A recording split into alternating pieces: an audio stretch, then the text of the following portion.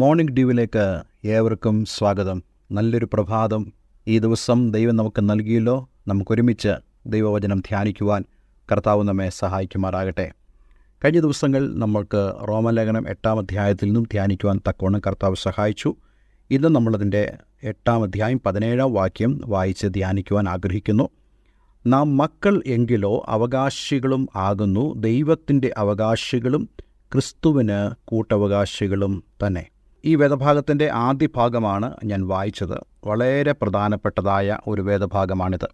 നാം എങ്ങനെയാണ് ദൈവമക്കൾ ആയിത്തീരുന്നത് എന്നുള്ള കാര്യം നമുക്ക് ചിന്തിക്കുവാൻ തക്കവണ്ണം കർത്താവ് സഹായിച്ചു. നാം ചിന്തിക്കാൻ പോകുന്നത്, മക്കൾ എന്ന നിലയിൽ നാം അവകാശികൾ ആകുന്നു. ആ അവകാശത്തിൻ്റെ ഒരു വിശദീകരണം അടുത്തതായി അപ്പോസ്തലനായ പൗലോസ് പറയുന്നു. ദൈവത്തിൻ്റെ അവകാശികളും ക്രിസ്തുവിന് കൂട്ടവകാശികളും തന്നെ.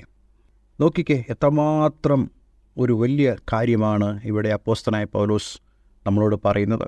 കർത്താവ് യേശുക്രിസ്തു ലൂക്കോസിൻ്റെ സുവിശേഷം 18-ാം അധ്യായം അതിൻ്റെ 18-ാം വാക്യത്തിൽ ധനവാനായ ഒരു പ്രമാണി, അദ്ദേഹം ഒരു യുവാവായ ഭരണകർത്താവായിരുന്നു എന്ന് നമുക്ക് ആ വേദഭാഗങ്ങളിൽ നിന്നും മനസ്സിലാക്കുവാൻ കഴിയുന്നുണ്ട്. അവൻ വന്ന് യേശുവിനോട് ഇപ്രകാരം ചോദിച്ചു, നല്ല ഗുരു, ഞാൻ നിത്യജീവനെ അവകാശമാക്കേണ്ടതിന് എന്ത് ചെയ്യണം എന്ന് ചോദിച്ചു.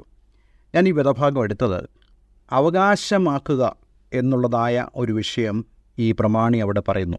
നിത്യജീവനെ അവകാശമാക്കുക. പക്ഷേ ഈ അവകാശമാക്കേണ്ടതിന് വേണ്ടി ഞാൻ എന്താണ് ചെയ്യേണ്ടത്, ഏത് പ്രവൃത്തിയാണ് ചെയ്യേണ്ടതെന്നാണ് ഈ പ്രമാണി ചോദിക്കുന്നത്. എന്നാൽ കർത്താവ് യേശുക്രിസ്തു ഇവനോട് പറയുന്ന മറുപടികൾ വളരെ ശ്രദ്ധേയമാണ്.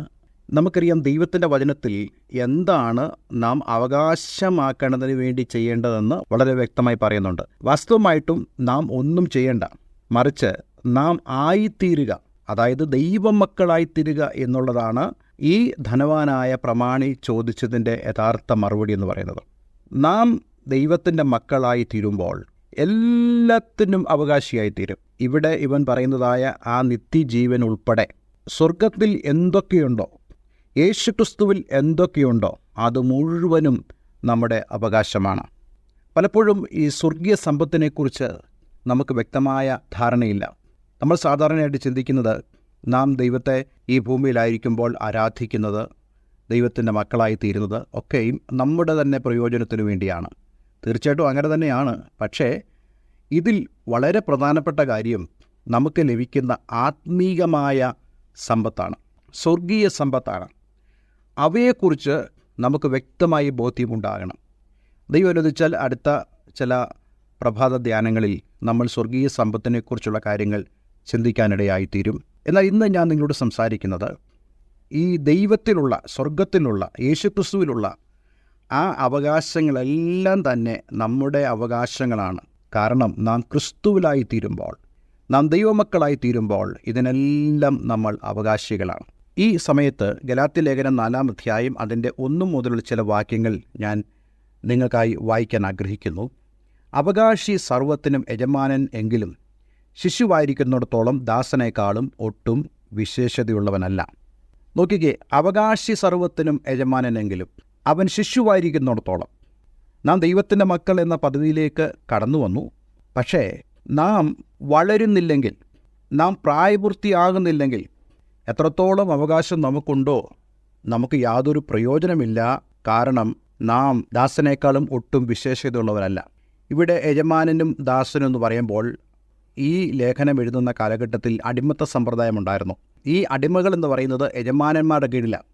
ഒരു വീട്ടിൽ ഒരു അടിമയും അവകാശിയായ മകനും ഉണ്ടെങ്കിൽ ഈ മകൻ ശിശുവായിരിക്കുന്നിടത്തോളം കാലം ആ വീട്ടിലുള്ള ആ അടിമയേക്കാളും ഒട്ടും വിശേഷതയുള്ളവനല്ല എന്നുള്ളതാണ് ഇവിടെ അപ്പോസ്തലനായ പൗലോസ് പറയുന്നത്. കാരണം ഈ ശിശു വളർന്നു വരണം.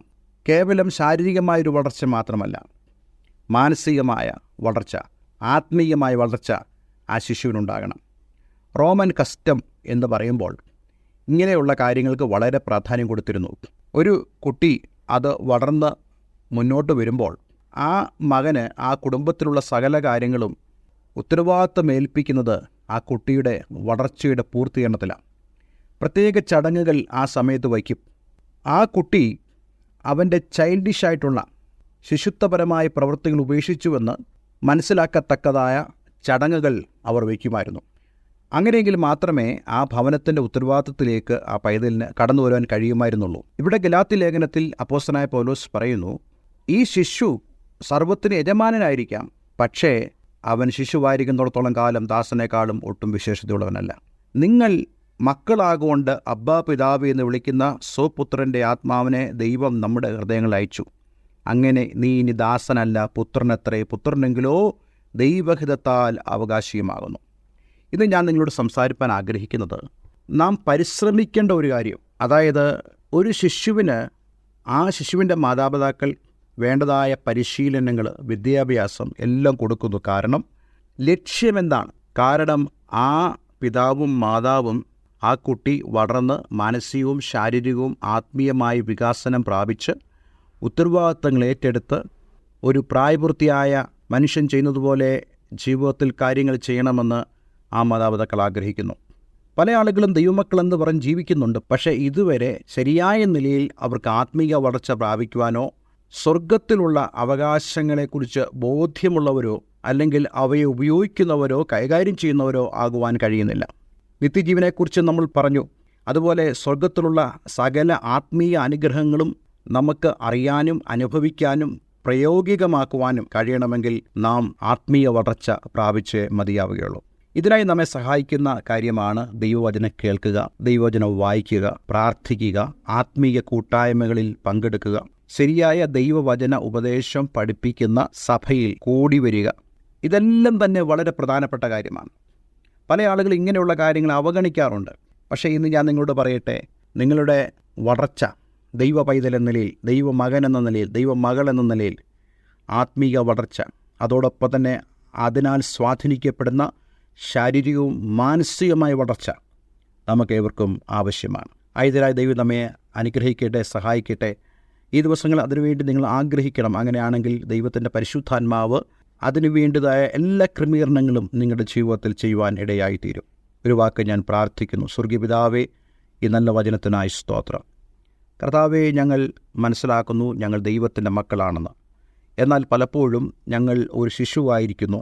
പലപ്പോഴും ഞങ്ങൾക്ക് ആത്മീയമായിട്ടോ അതുവഴി ഉള്ളതായ ശാരീരികവും മാനസികമായ വളർച്ചയിലേക്കോ ഞങ്ങൾക്ക് ശരിയായി പോകാൻ കഴിയുന്നില്ല. കർത്താവെ, ഈ ദിവസം ഈ വചനം കേൾക്കുമ്പോൾ അവയെക്കുറിച്ചൊരു ബോധം ഞങ്ങളുടെ പ്രിയപ്പെട്ടവർക്ക് കൊടുക്കുമാറാകണമെന്ന് പ്രാർത്ഥിക്കുന്നു. പ്രാർത്ഥന കേട്ടതിനായി നന്ദി. യേശു ക്രിസ്തുവിൻ നാമത്തിൽ തന്നെ. ആമേൻ, ആമേൻ. ദൈവം എല്ലാവരെയും അനുഗ്രഹിക്കട്ടെ. നല്ലൊരു ദിവസം ദൈവം നിങ്ങൾക്ക് തരട്ടെ. God bless you all.